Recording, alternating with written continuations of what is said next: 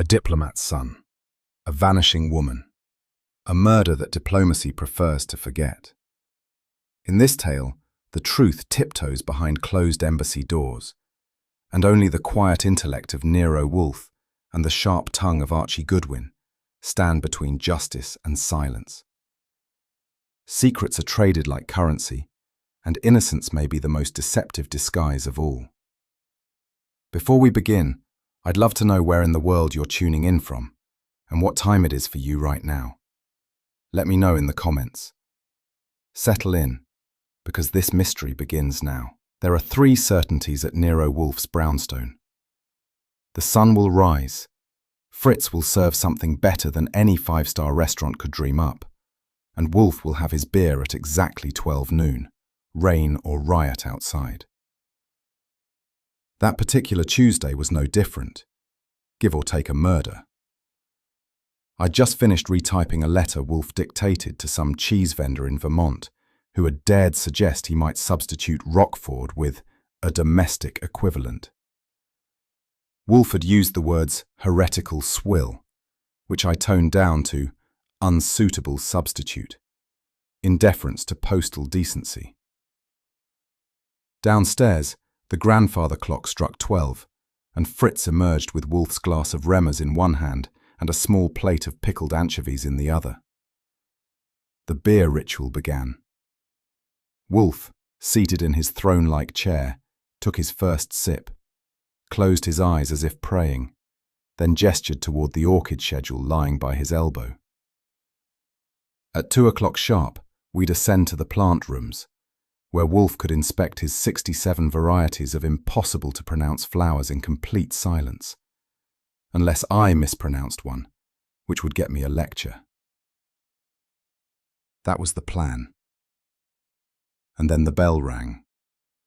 She was tall, composed, and walked like her heels never touched the sidewalk. Her coat was dove-grey cashmere, her gloves pearl white, and her purse Scandinavian. Not Scandinavian style, Scandinavian made. That's the kind of thing Wolfe notices in a glance, even if he pretends not to. "I'm here to speak with Mr. Wolfe," she said, her voice refined with a transatlantic lilt, like she'd been educated in Switzerland and offended in the chair, which in his case takes more than one movement and usually some verbal ceremony. "Your statement is vague," he said. "Your urgency is veiled. You offer no name, no payment, no context, and no permission to act. That is insufficient inducement." She didn't flinch. "You're declining." "Correct. Good day." He rotated half an inch to the left, a maneuver I'd come to recognize as his signal for dismissed. Exit stage right. But I'd seen something he hadn't. A flicker, just a slip, but enough. "You said someone innocent, not a man or a woman, but you also just called him the boy." She froze. I smiled. Slip of the tongue? Her lips parted for a half second. The individual is young, but I don't see how that matters." Wolfe rumbled. "It matters, madam, because the truth is in the unguarded adjective." She stood. "I see I've come to the wrong place." Wolfe responded with silence, which for him is equivalent to a court ruling. She gathered her things, and for a moment I thought she'd vanish like vapor. But as she reached the doorway, she paused, just long enough to leave me curious, which in my case is dangerous. She left with a glance, not at Wolfe, but at me. The kind of glance that says, "You may not know what's going on, but you'd like to." She brushed past Fritz in the hallway as he emerged with a tray of chilled grapes and stared after her like he'd just watched a Rembrandt get snatched off the wall. "I'll assume you didn't offer her grapes," I said. "She declined water," Fritz replied, brow furrowed. "She walked like she knew where the kitchen was." "She probably does," I muttered. Wolfe had already returned to his beer, acting as though the office hadn't just been filled with diplomatic perfume and cryptic innuendo. He preferred things he could catalogue: orchids, cheeses, phrases from Horace. I was heading toward the hallway when something shiny caught the edge of my eye. Lodged between the cushion seams of the red chair was a pin, small, oval, gold-edged, with a raised insignia that looked like it belonged on a consulate uniform or a leather attaché case. Not the kind of thing you just drop. Not unless you mean to. I held it up toward Wolfe. He didn't turn his head. "Leave it on the desk." Oh, I planned to. Right after inspecting it first. The pin wasn't much bigger than a cuff button, but the gold filigree around the edges was diplomatic, no question. I didn't recognize the insignia, but Wolfe would. He collects geopolitical trivia the way I collect cab receipts, unwillingly but obsessively. I laid it gently on the desk next to Wolfe's coaster and said, "I assume she meant for that to stay behind." He gave it a glance, just one, and then resumed sipping his beer. "She's either careless," I added, "or subtle." "I favour the latter," Wolfe said. "The former would be incompatible with her composure and diction." "You think she's baiting us?" "No, bait implies simplicity. She's provoking. That's more complex." I waited. He didn't elaborate. "So, you're not taking the case, but you're cataloguing the insignia in your mental ledger." He sipped again. "I have an idle curiosity. No more which you plan to do nothing about." He narrowed his eyes. "Correct. Got it."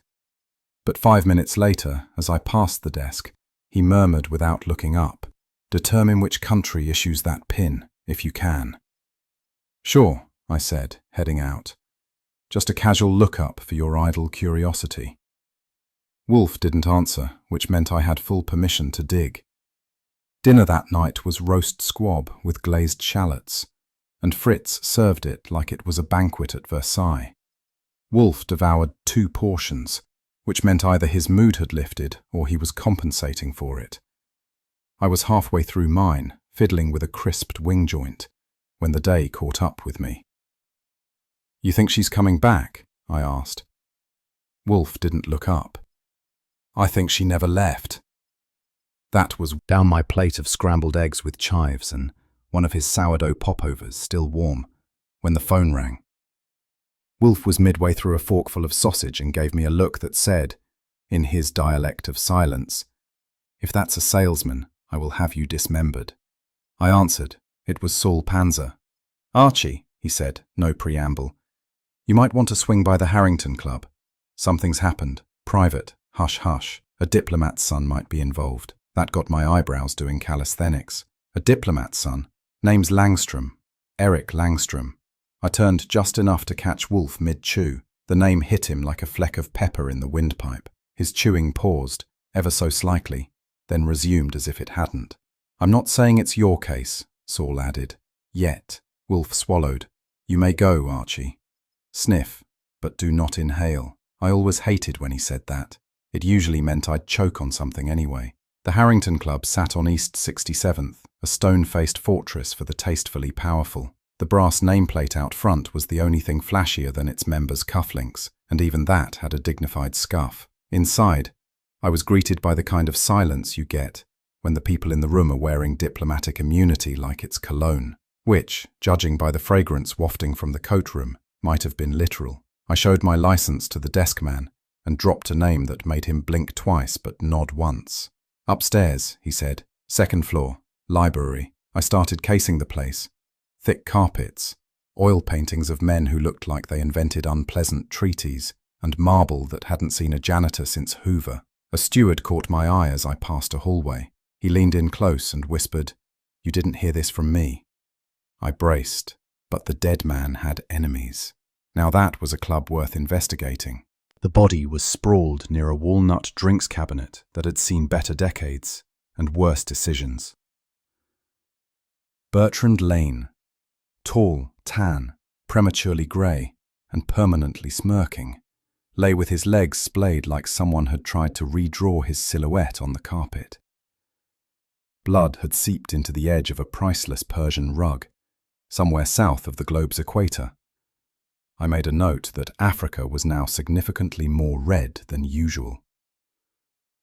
The globe itself was antique, hand-painted, and tilted at an angle, like it had been spun during an argument and left pointing to Vienna. A shattered whiskey glass lay nearby, a classic touch. I took a slow loop around the room, doing my usual. Notepad in the jacket, eyes on the floor, ears open. On the table were 2 cigarette butts in an ashtray. One was Turkish blend, the other was American, probably filtered. Neither matched the brand found in Lane's own coat pocket. According to the steward, Lane had been meeting someone alone, which meant someone had either brought a guest or the guest had brought a secret. I preferred secrets, and this one had left Ash behind. In the corner, perched like a tailored statue, sat Eric Langstrom, blonde, polished, and bored. He was being questioned quietly by a plainclothes officer with a notepad and a migraine. I caught a few lines. "I told you I arrived late." Bertrand was already like that. Eric's tone had just the right touch of injured dignity, with an undertone of aristocratic inconvenience. "Did you touch anything?" the officer asked. "No, of course not." He spoke like someone used to hearing his own voice quoted in reports. Then the kid slipped. "I told Bertrand not to push it. He was a parasite." That made the officer blink. "Sorry," Eric added, smoothing his cuffs. "I meant opportunist." But the word had already done its damage. Parasite isn't in the diplomatic playbook. It's emotional, specific, which meant the boy wasn't just a bystander. He had skin in the game, and maybe blood under. Take it for the craftsmanship. As I was heading out, I took the long route, past the servants' stairwell, down a rear hallway that still had a rotary phone mounted in brass. And that's when I saw it. A glove. Fine leather, dark oxblood, delicate stitching. It was half tucked behind the radiator, like someone had dropped it mid-panic and didn't come back for it. I leaned down and picked it up, using my handkerchief. Blood, dry but not old, a smear across the knuckles. The kind of detail police miss when they're told to keep things quiet. It was a woman's glove, too small for Eric Langstrom, unless he was moonlighting in cabaret. I slipped it into my inside pocket just as the doorman rounded the corner. "Sir?" "Wrong hallway," I said, "but nice acoustics." He nodded like I'd spoken Latin and ushered me out. Back on the sidewalk, the air felt heavier. Something was off, and not just the body count. Whoever killed Bertrand Lane didn't want publicity, didn't want noise, and definitely didn't want that glove found. I planned to show it to Wolfe and watch him pretend he hadn't already figured out who wore it. The Swedish consulate on East 74th had all the warmth of a tax audit and the personality of a frostbitten banker. I was met in the lobby by a secretary who wore enough perfume to fog a greenhouse and showed about as much warmth as a radiator in July. She escorted me to a parlour with chairs that looked like they'd been designed by someone who hated comfort and upholstered by someone who hated colour. Eric Langstrom was already seated, legs crossed, sipping tea like a man rehearsing for exile. He wore grey slacks, a navy blazer, and a silk tie with a subtle blue-on-blue pattern, the kind you only notice if you're trained to, or being paid to. "Mr. Goodwin," he said, rising with a handshake just firm enough to qualify as contact. We exchanged pleasantries. Everything was composed, until I said, "Mr. Wolfe sends his regards." That cracked him. Not the cup, not the smile, just a twitch at the corner of his eye, And suddenly I had a reason to stay longer. Langstrom returned to his seat like a man trained to avoid rumpling fabric, and I settled opposite him, ignoring the chair's polite attempts to eject me. "I assume you're here about Bertrand," he said, placing his cup precisely on the saucer. "More or less," I said. "You two were close. We were associates, friendly ones." He gave me a blank stare that could have chilled broth. "We had an unfortunate conversation the night of his death." Define unfortunate. He made certain remarks. I responded curtly. I left what kind of remarks I'd rather not say. "But you want us to believe you didn't kill him?" He inclined his head. "Because I didn't." His voice was even, steady, almost too steady, like he'd rehearsed that sentence in the mirror. "You're saying he threatened you?" "I didn't say that, but you didn't deny it." He smiled again, but the eyes weren't smiling. This kid had been trained for diplomacy, or deception. I let the tension hang like Fritz's souffle, delicate and waiting to collapse. "So you left the Harrington Club," I said. "And then what?" "I walked," Langstrom replied. "Where to?" "Central Park." "Alone?" "Yes." "Anyone see you?" He considered that for half a heartbeat. "No." "You sure?" "There was no one to see me, because that section of Manhattan is famously deserted at night." That got me a flicker of annoyance. Nothing more. "I took the 72nd Street entrance. Nice spot, except it was under police surveillance that night." His eyebrows lifted, just a tick. "I hadn't noticed." "Interesting.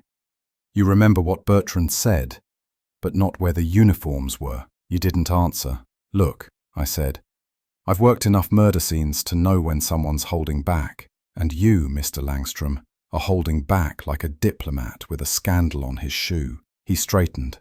"I've answered your questions." "Sure. Just not the ones I asked." We sat in silence for a beat. Then I added, "I'm going to assume you didn't walk all of Central Park, unless you like jogging in dress shoes." He offered another half smile. I made a mental note. "Phrasing," I said, watching him tighten his grip on the teacup. "I didn't say the embassies were involved." He opened his mouth, then shut it. The porcelain gave a soft clink against the saucer as he set it down. I leaned in. "Do you know Ambassador Singh?" "There, that did it." His hand jerked. The cup tipped, sloshed and dropped. Not enough to shatter, just enough to make a mess of the polished end table. Yes, of course. Only in passing." "Of course." I handed him a napkin. He took it without thanks. He wasn't just nervous, he was compromised. Somewhere behind that polished facade was a frightened kid with a secret he didn't dare say out loud. Yet. Langstrom composed himself quickly, too quickly. He dabbed at the spill like it was a minor inconvenience, and not the outward sign of a full internal collapse. "Well," he said, "I appreciate your visit. Please extend my regards to Mr. Wolfe." He stood, offered his hand again, firmer this time, confidence restored, curtain down. "I'll do that," I said.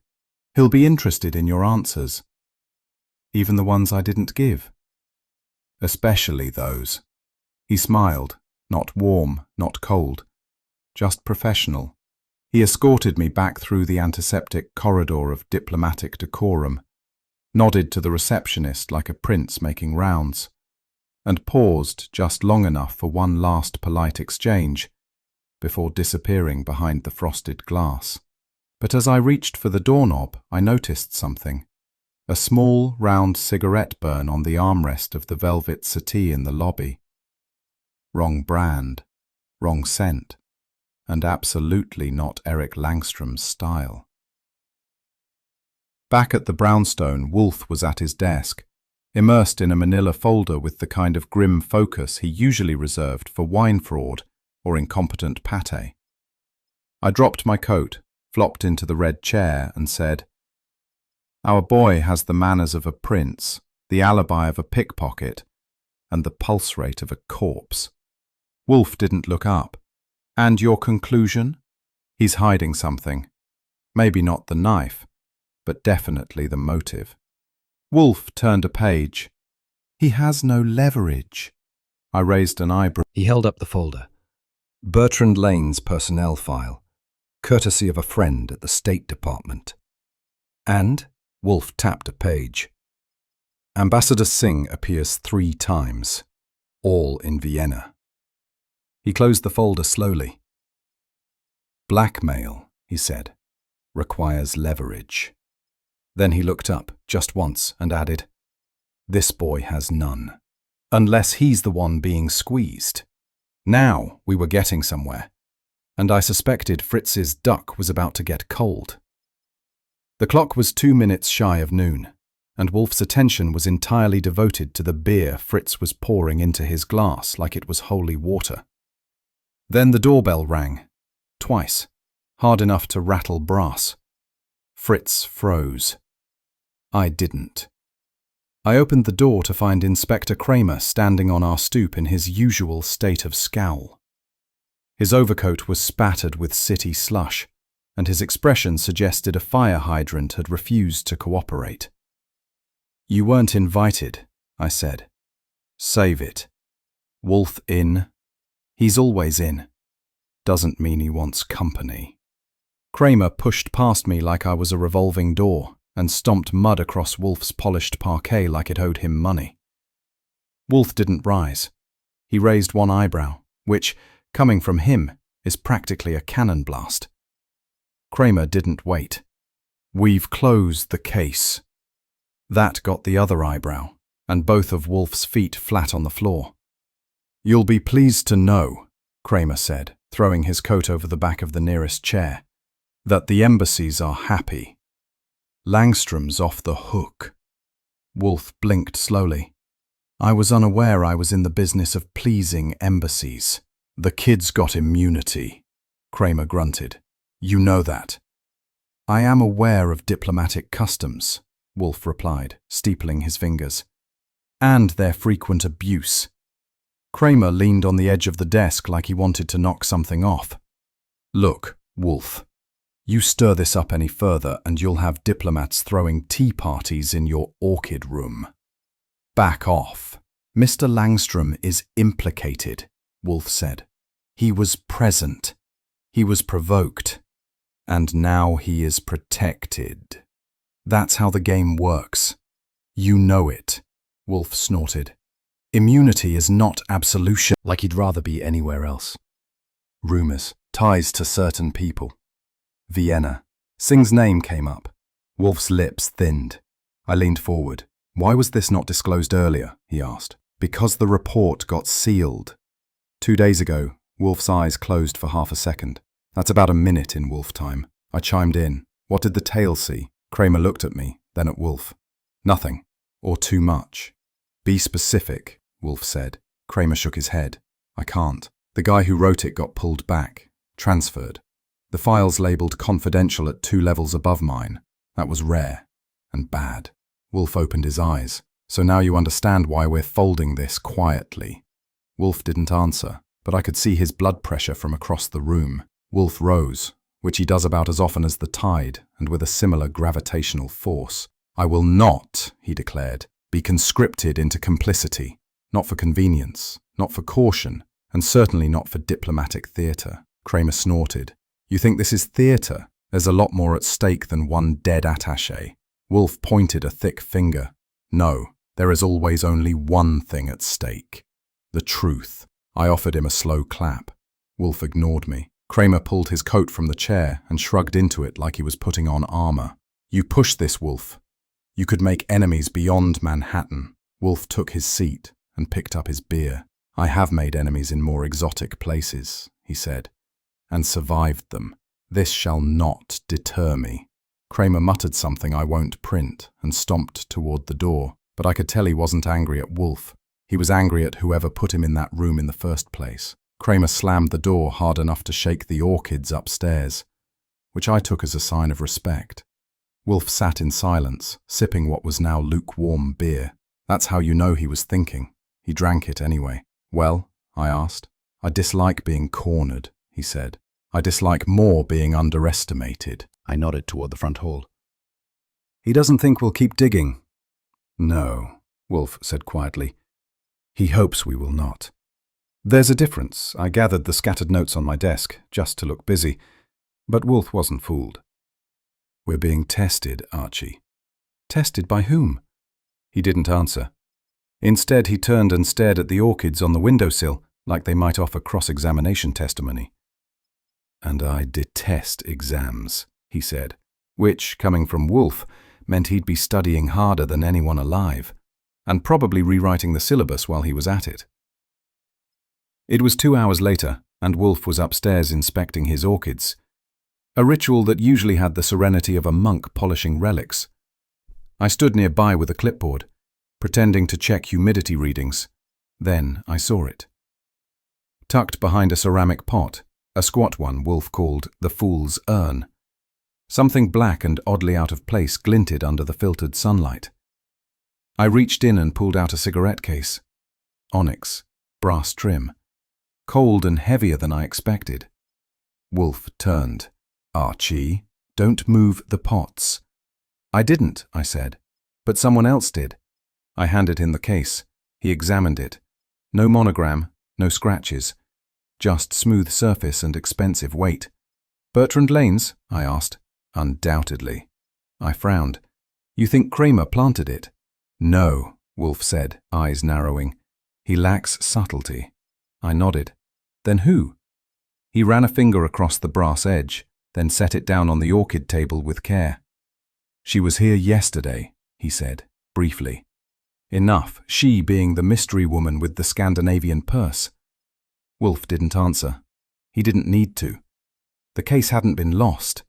It had been left. And now we were playing her game. She was wearing a navy trench coat and heels that could have been Italian or cruel. Maybe both.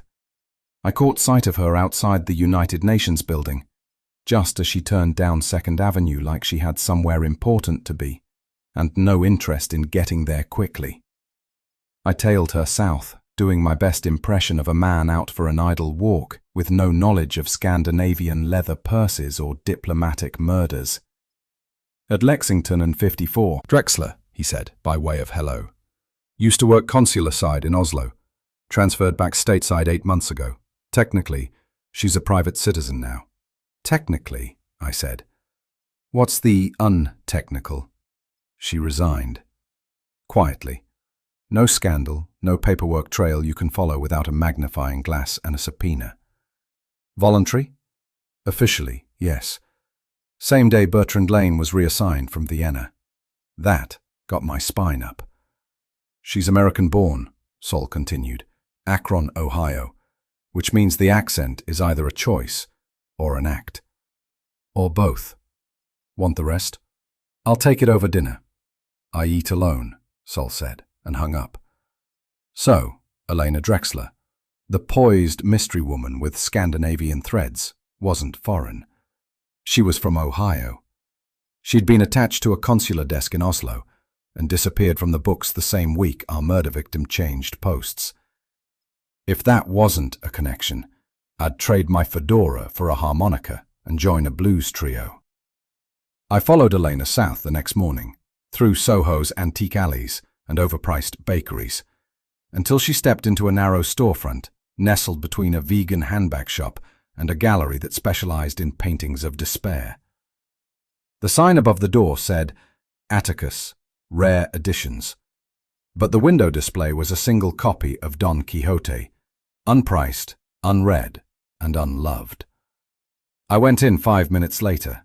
Bell jingled, no greeting. Inside it was colder than a draft board letter. Dust on the shelves, spines warped. Books with titles in 6 languages, and none of them spelled bestseller. A bell rang in the back room, someone moving. I poked around, waiting. After 5 minutes, a man in suspenders emerged and said, Closed today. Didn't look it, I replied. He shrugged. We're selective. I noticed. I backed out. Waited in a parked cab across the street. At 10:42, a man in a camel coat walked in. 5 minutes later, the door clicked shut and locked behind him. Now, I was interested. When people lock doors behind themselves, It's usually for one of three reasons: money, secrets, or murder.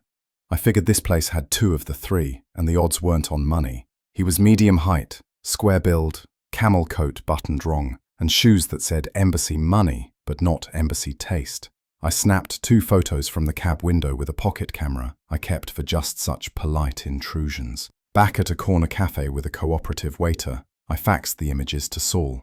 20 minutes later, the phone rang. "His name's Henrik Voran," Saul said. "Czech Republic. Listed as cultural attaché. But don't expect him to give a lecture on folk dance anytime soon." What else? "Was posted in Vienna 3 years ago. Shared a mission rotation with," wait for it, "Ambassador Singh." The line went quiet. "That enough?" Saul asked. "More than enough." "Then do me a favor and stop tailing people who make embassy phones ring." I clicked off and sat there with my coffee going cold. Henrik Voran was no bibliophile. He didn't collect books. He collected secrets. And he'd just entered a dusty little bookstore in Soho, where Elena Drexler had gone invisible the day before. Now they were together behind a locked door, with no price tags in sight. And the man she once worked near, Bertrand Lane, was dead. I didn't need a bookmark to know what chapter we were in. Sometimes being underestimated is a free pass. I returned to Atticus Rare Editions in a grey uniform I'd borrowed from a building maintenance closet down the block. Mop, bucket, and a clipboard, the holy trinity of invisibility. "Service call," I said to the suspenders guy. "Water issue in the rear pipe." He looked up, blinked, and waved me through like I was just another ghost floating past the shelves. The back hallway was tighter than Wolfe's dinner jacket and smelled like stale glue and paperbacks from 1912. At the end of the corridor was a locked iron door. I peeked through the sliver of glass. Inside, Elena, Voran, and a chalkboard covered in what looked like coded names, embassy acronyms, and a few capitalized phrases that made no sense unless you'd worked foreign intelligence during the Cold War. Then someone behind the door shouted, "Who's there?" in English, with a thick Czech accent. I didn't wait for a follow-up. I pivoted, knocked the staring, but he wasn't reading either.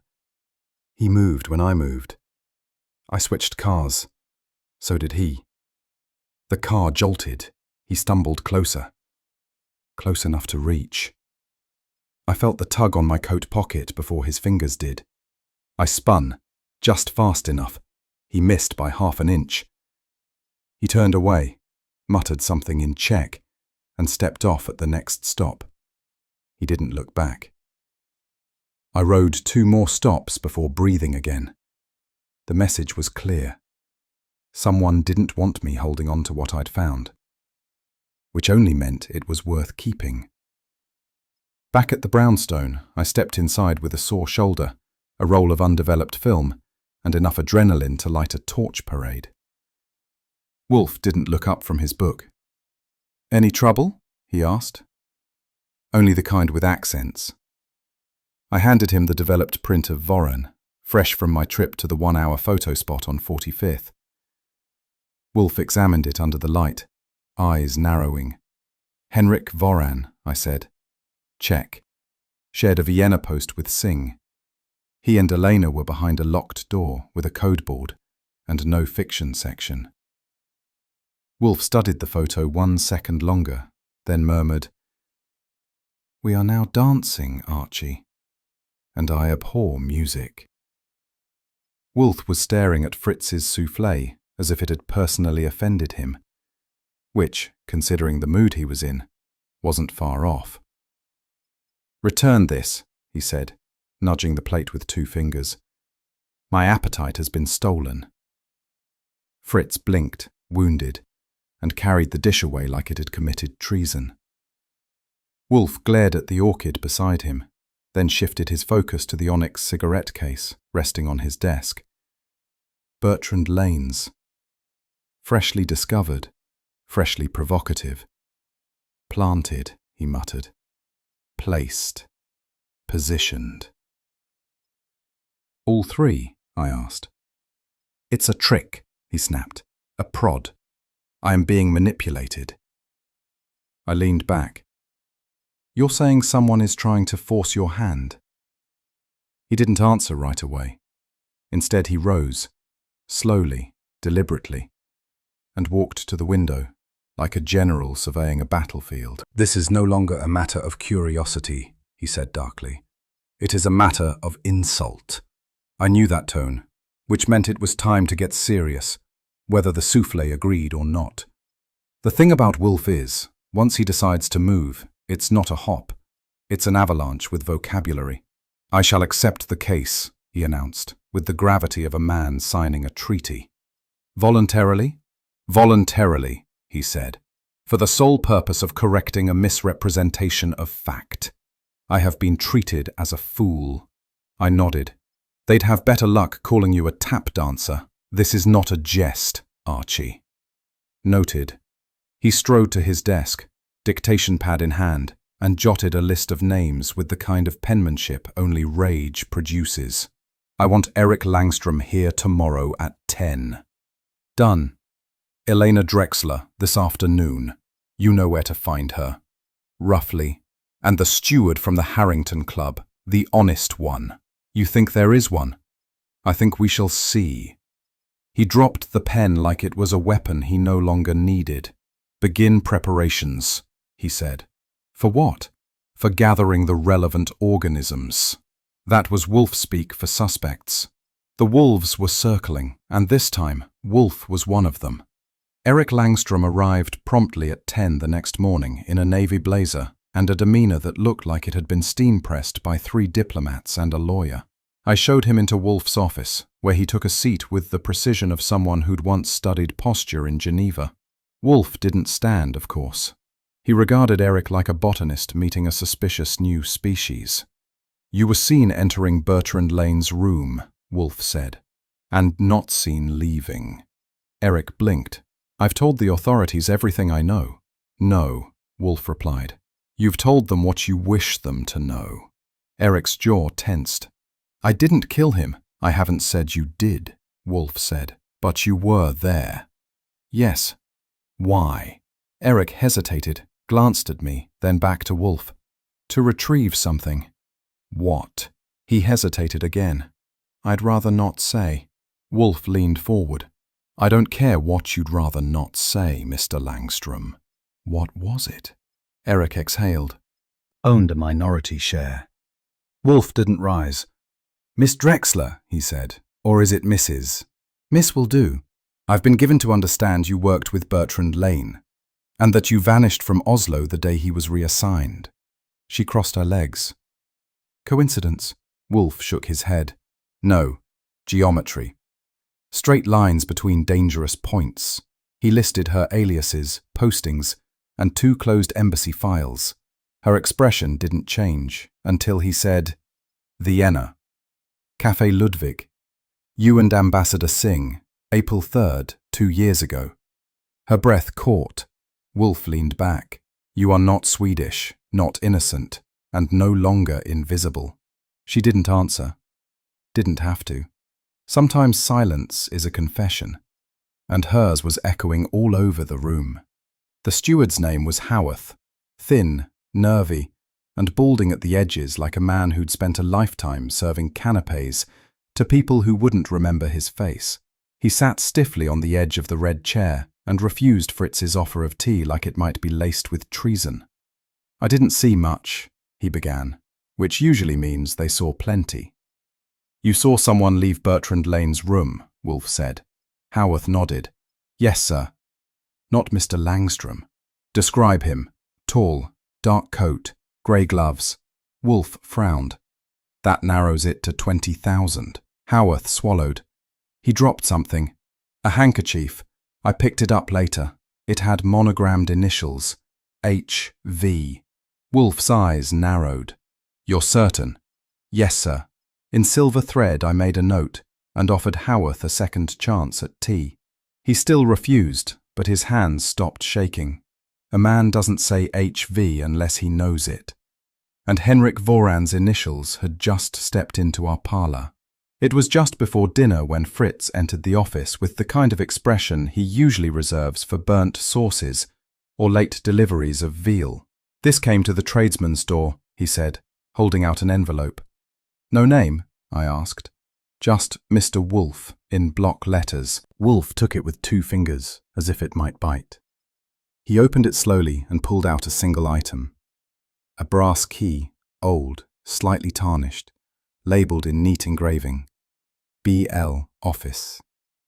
Bertrand Lane's private office, I said. Wolfe nodded, holding the key up to the light like a jeweller examining a counterfeit gem. And someone, he murmured, wants it unlocked. Friendly gesture? Hardly. Then what? A move, Wolfe said. A calculated move. He set the key down beside the cigarette case, next to a half-finished crossword clue about betrayal. Dinner was duck à l'orange, but all anyone could taste was suspicion. If there's a romantic way to break into a midtown office after hours, I haven't found it. Bertrand Lane's building was an aging Art Deco relic, with a night doorman who snored with theatrical commitment. I used the tradesman's entrance and the brass key labelled B.L. Office. The lock turned like it had been waiting for me. Inside, Lane's private office was everything you'd expect from a man who trafficked in secrets. Neat, soulless, and pretending not to be watched. The air smelled of cold paper and the kind of polish embassies use to impress their own egos. I checked the desk, the bookshelf, and finally the corner safe. A matte black fortress, tucked behind a painting of Saint Sebastian that was trying too hard. It hadn't been opened often, but the dial was worn around one number. 17. Maybe his lucky number, or maybe not. Either way, it had a story to tell, and I was listening. The safe clicked open after 3 minutes of persuasion, and a little help from the number 17. What it revealed wasn't cash, diamonds, or any of the usual bedtime reading. Instead, it offered up a tidy little apocalypse. Stacks of foreign correspondence, receipts paid out in 3 currencies, all tied to diplomatic missions.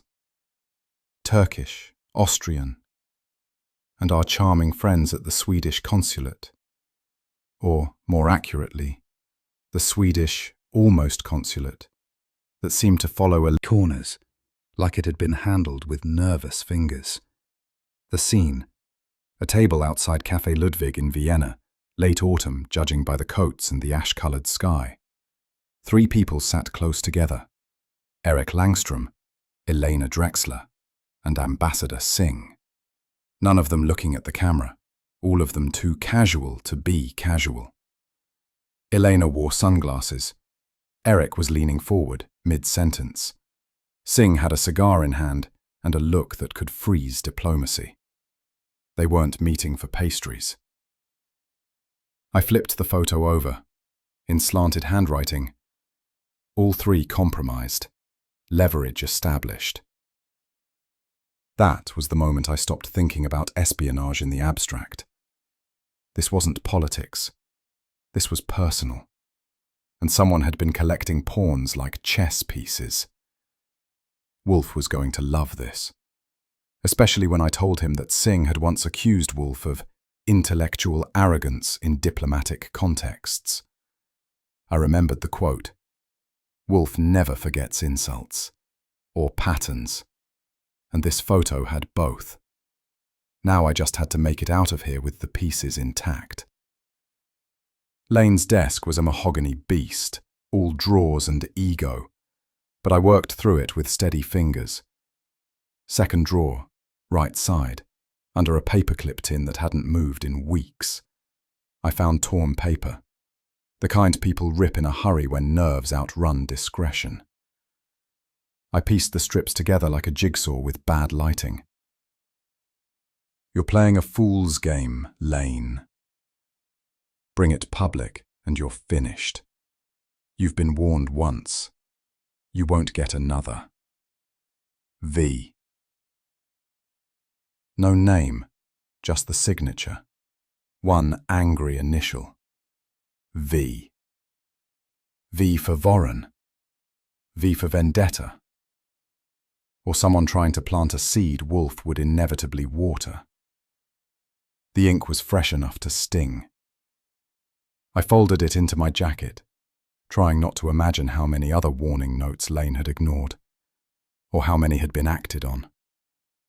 And if this was the last one, maybe he hadn't ignored it. Maybe he'd just lost the gamble. I'd just finished snapping a few more files into a courier envelope when something happened I didn't like. A hinge creaked. Not the usual groan of an old building. This one had a rhythm, soft, intentional, the kind a careful person makes when they think they're the only one in the dark. Then came the footsteps. Soft shoes, leather, careful. My pulse slowed the way it does when your body knows something your mouth hasn't caught up with. I stepped back from the desk and reached for the light switch, instinct. But before I could touch it, it clicked. Off. I froze. I hadn't touched it. No one had, unless they were already in the room. The hallway light disappeared under the doorframe, which meant they were inside now, and I had about 4 seconds to stop being visible or stop breathing. The cabinet I ducked behind had 2 virtues. It was tall and it didn't squeak. I slid into the space between it and the wall, holding my breath. A figure moved through the room, silhouetted against the little light that bled through the hallway glass. Tall, lean, gloved. Not Eric, not Kramer. The intruder went to the desk with a confidence that suggested habit. He opened drawers quickly, quietly, muttering under his breath in something vaguely Slavic. Not much time. He rifled through folders, cursed once, slammed a drawer shut, and turned to leave. But not before his coat snagged the desk's corner, and something fell from his pocket. A small clink. He didn't hear it. I did. He was gone in seconds, and I waited 10 more before I moved.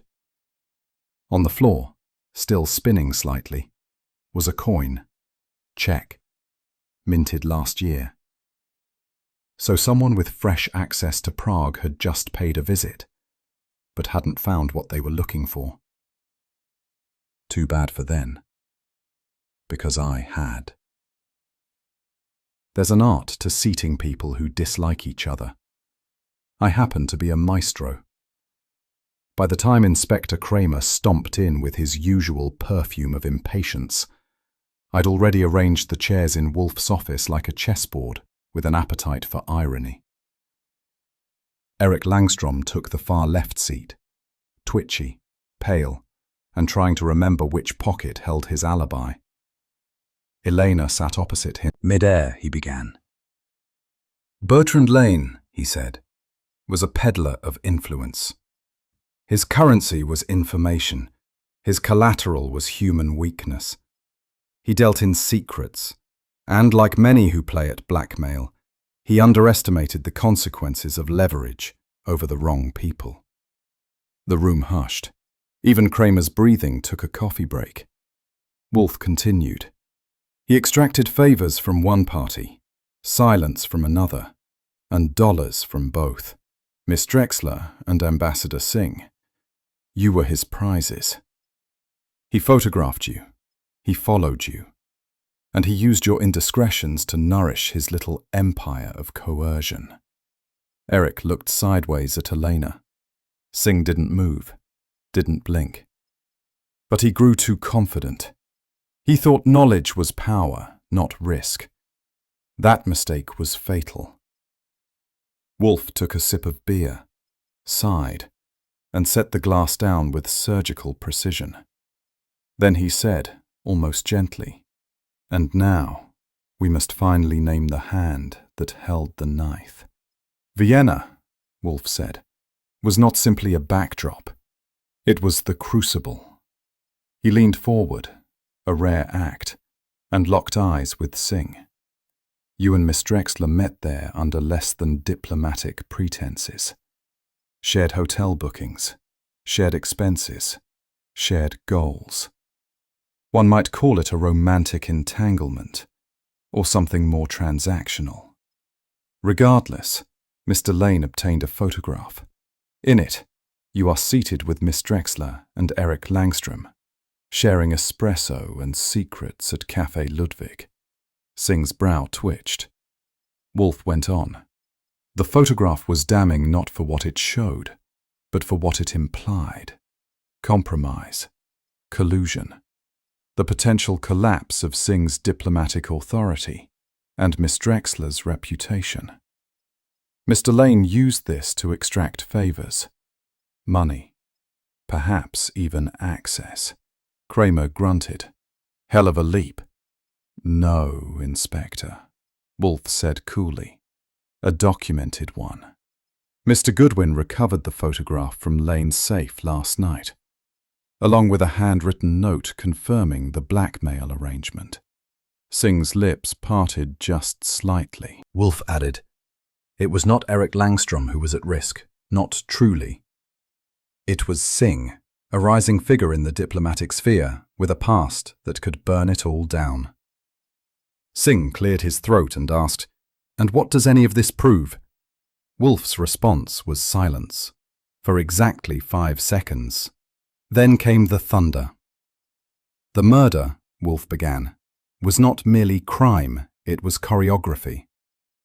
He waved a thick finger at Eric. You entered the club at 9:42 p.m. Lane was already dead by then, killed between 9:20 and 9:30. You saw the body, you panicked, you fled. Your fingerprints were on the decanter because you drank from it. Your prints were on the letter opener because you touched it in confusion. But you didn't kill him. Eric looked like a man being exonerated by hallucination. Singh's mouth opened again, but Wolfe raised a hand. I am not finished. He turned to me. Archie? That was my cue. I pulled out the envelope and removed the blood-stained glove. Leather, right hand, smallish size. This was recovered near the club's rear exit, I said. Eric's gloves were in his coat. This one wasn't, his Kramer shifted. You holding back, Goodwin? I shrugged. Timing, Inspector. Wolfe interlaced his fingers. The killer entered through the rear, used a diplomatic pass to avoid suspicion, and wore gloves. But in haste he dropped one. Evidence, Wolfe said, is often clumsy. But motive, Inspector, is always elegant. And now the evidence was about to get initials and a face. Wolfe turned slightly, just enough for the afternoon light to catch his face like an old statue remembering war. The steward who cleaned the room discovered a handkerchief, monogrammed HVI. I watched Elena's face drain 2 shades lighter. HV, Wolfe repeated. Henrik Voran, your embassy attaché, Singh. A man with ties to courier operations, late-night access, and a particular fondness for solving problems quietly. Kramer let out a grunt. Singh said nothing. Wolfe continued. Voran was your blade. Elena was your bait. Lane, your liability. You sent Voran to remove him. Lane but Singh. He turned to the ambassador. You had reason, resources, and resolve. Voran was merely your extension. Singh finally stood. This is absurd. You expect them to believe this speculation. Wolfe didn't blink. They already do. He looked at Kramer. You may arrest Voran, but I suggest you secure Singh as well. Unless you enjoy diplomatic immunities evaporating under public pressure. Kramer stood, slow as a grizzly in winter. Hell. Indeed, Wolfe said.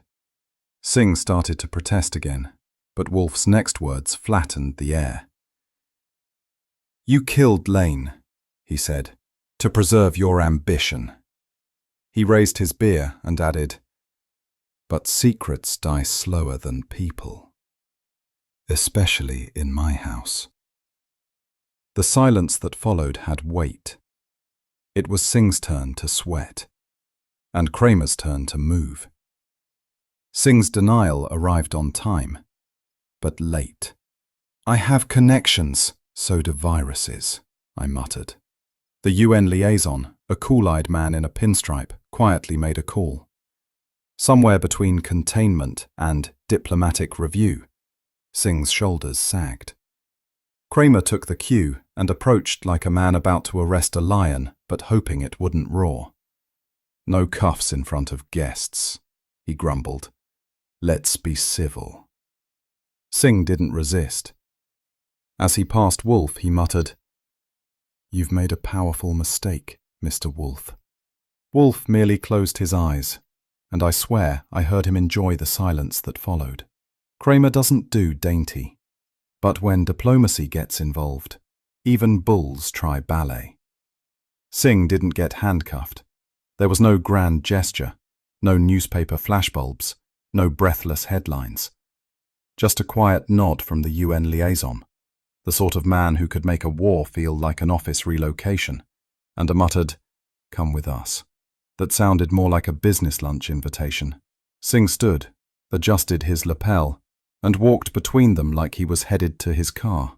Not a quiet little room with a one-way mirror and a phone that only dials out through 6 security checks. But I saw it, just before the elevator doors closed. His fingers, twitching. Not the theatrical kind, not angry, more like a man who knows his life is ending, not in flames, but in silence. The kind of silence Wolfe always preferred, especially when he'd won.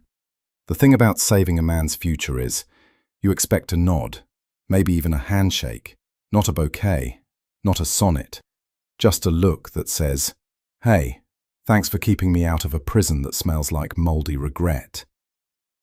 Eric Langstrom didn't get the memo. After Singh was escorted off the premises, and the embassy confirmed Eric's reinstatement into the fold of velvet protection, he stood near the office door for a full minute. Then he said, I assume that's all. That's all, Wolfe confirmed. Though you may wish to examine the costs of loyalty someday, it rarely comes cheap. Eric gave a tight smile, almost convincing. Good advice. Goodbye. And then he was gone. No tip of the hat, no wistful glance. Just a door closing on a life we'd airlifted out of scandal. I turned to Wolfe. You think he ever saw the photo?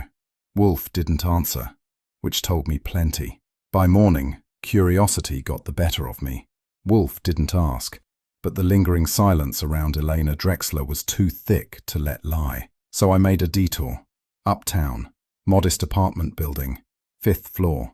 Nice view if you liked fire escapes and alley cats. Her door was open. Well, unlocked. No lights, no noise, no furniture. Gone. Not gone for groceries. Not gone for the weekend.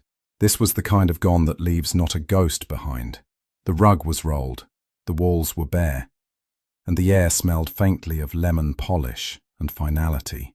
I checked with the landlady. Hungarian, stern, smelled like stew. She leave Tuesday night, she said. Big suitcase. No forwarding, no thank you. Phone line, disconnected. Embassy record, wiped clean. According to the register, Elena Drexler had never drawn a breath under their roof. I was halfway down the steps when I remembered the mailbox. One envelope, cream-coloured, no stamp, just a handwritten note. E.D. Care of no one. I left it. Some stories don't want endings. Some women write theirs in invisible ink. When the Swedish ambassador shows up at a pristine cloth-bound 1867 edition of Resineni Sakachkunver, a Hungarian cookbook so obscure, even Fritz had to consult his memory twice. Wolfe flipped through it. Parsley sauces, pickled quail, paprika for days. This, Wolfe murmured, is more useful than thanks. He closed the book. Fritz will enjoy this, he said. Then, after a pause, and not without satisfaction, "I'll enjoy Fritz." And just like that, diplomacy was over.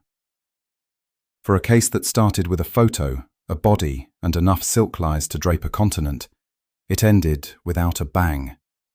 Singh was under UN detainment, not arrested, just quietly mothballed. Elena had vanished, stage left, no encore.